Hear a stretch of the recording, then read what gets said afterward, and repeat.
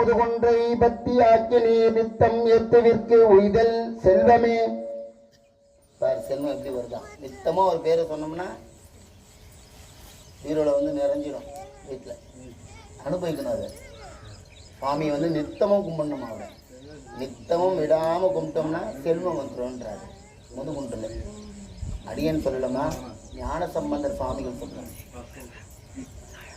ஐயன் முதுகொன்றை பொய்கள் கெட நின்று கைகள் கூப்பிவீர் வையம் உமதாமே.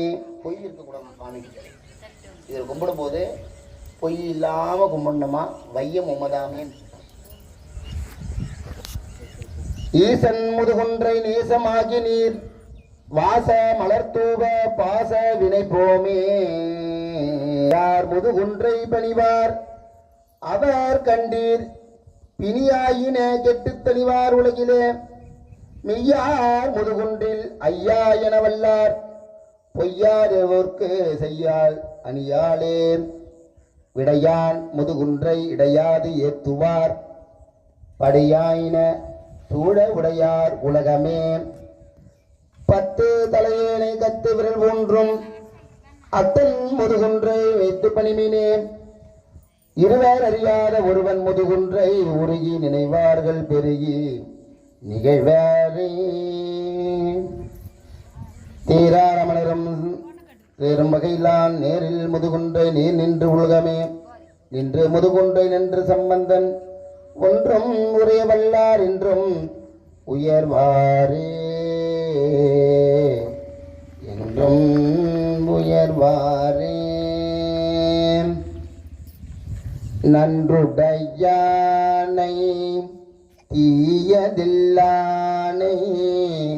நரைவெள்ளேறு ஒன்றுடையானை உமை ஒரு பாகம் உடையானை சென்றடையாத திருவுடையானை சிராப்பள்ளி. குன்றுடையானை குன்றுடையானை கூரையன் உள்ளம் குளிருமே.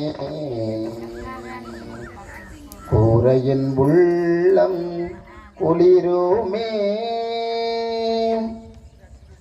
தேன்மயம்பாடும் திராப்பள்ளி யானை திரைசூழ காணல் சங்கீரம் கழுமல ஊரில் கவுடிய ஞான சம்பந்தன் பாடல் இவை வெல்லாம் வான சம்பத்து அத்தோடு